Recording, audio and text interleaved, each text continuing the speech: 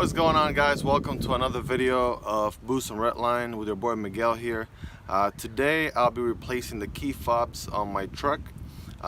Recently I dropped them and I broke a little bit over the inside of it. I'll show you guys in just a second. And my key fob started working, so I bought some replacements that I'll be showing you guys, walk you through the whole installation process and how to program them and everything. And there'll be some links in the description for those key fobs and where you can buy them on Amazon as well. And hopefully I'm able to provide some value here, showing you guys how to get this done. If you haven't subscribed already, please go ahead and do so, and let's go ahead and get started. Alright, so here we go. This is my current key fob, so I'm just gonna pry it open here, take a look in the inside. I've already removed the battery because I knew it wasn't a battery issue after checking different batteries and putting a new battery in. So here's what the issue is. You can see here this tiny little piece of plastic fell off from right over here, this microprocessor chip, whatever you want to call it. And I was reading online, this tends to happen a lot because of how these key fobs are made. So I know I'm very clumsy and I tend to drop my keys a lot, but there's a good fix for it. So that's what we're gonna go ahead and do today. So let's put this aside here. All right, and take a look here. I got this box from Amazon yesterday. I'll be replacing the door handles also. That'll be a different video. I have some issues with those as well. And here are the new key fobs that I got from Amazon. You can get them in different colors. I chose to go black with the original. They got them blue, red, and pink if you want them pink as well. And let's go ahead and take a look at one of these. Again, guys, links are in the descriptions for these. You want to make sure that they follow the specs that I'll be listing on the screen there for you. They have to be the specs that you see on the screen. Otherwise, they may not work for your vehicle, depending on what GM vehicle you're replacing them with or whatever. So always make sure you check all the specs on your car before you place the order. But these are the ones that are made for my car. So let's go ahead and take a look here. I must say these are actually sealed really good, so easy way to check inside. It's just to use your car key and plug it in here and then twist it, and then it opens right up. So if I compare them side by side here real quick for you guys to get an idea, it looks to be slightly different mechanism on the inside.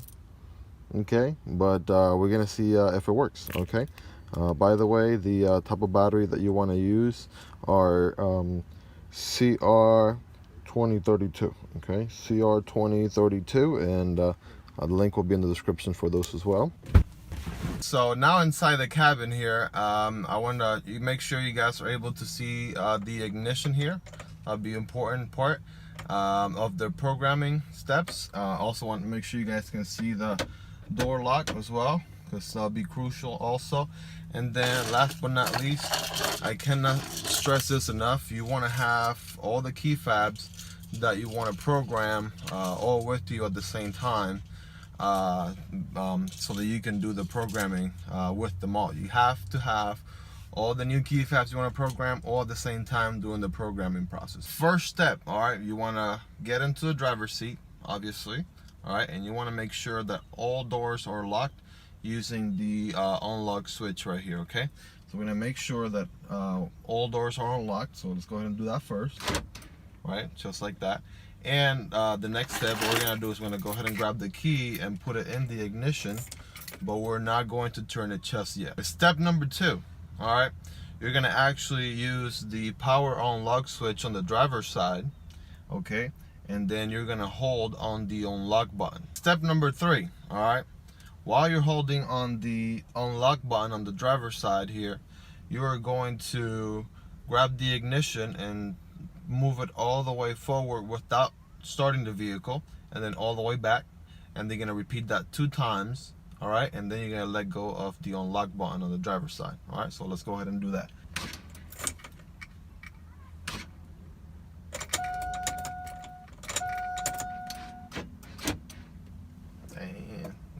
Just in case, we're gonna do that just one more time, all right? This time a little quicker. From steps all the way from step 1 all the way to step 3. All right, here we go.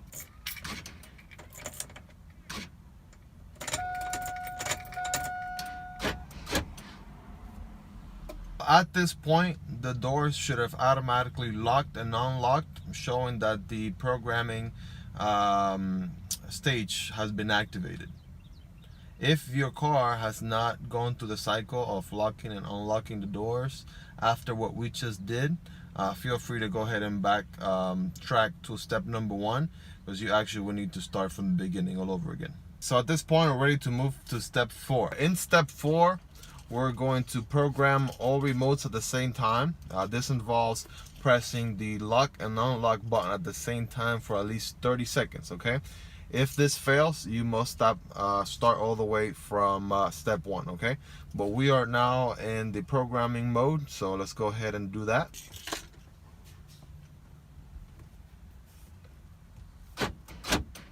All right, so that programs remote number 1, and we're gonna do the same with remote number 2, all right? Press on both buttons.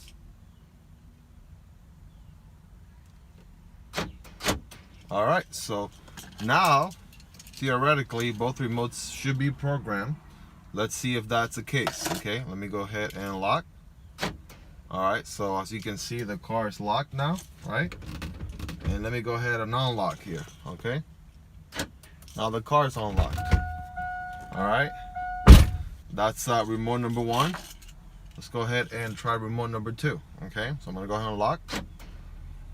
You can hear the horn from the car. And of course, it's Florida, so we've been filming this video for like 5 minutes. It was super sunny outside, and now it's like drizzling and raining and all grayish, but whatever. So lock the car, unlock the car, and our programming has been done.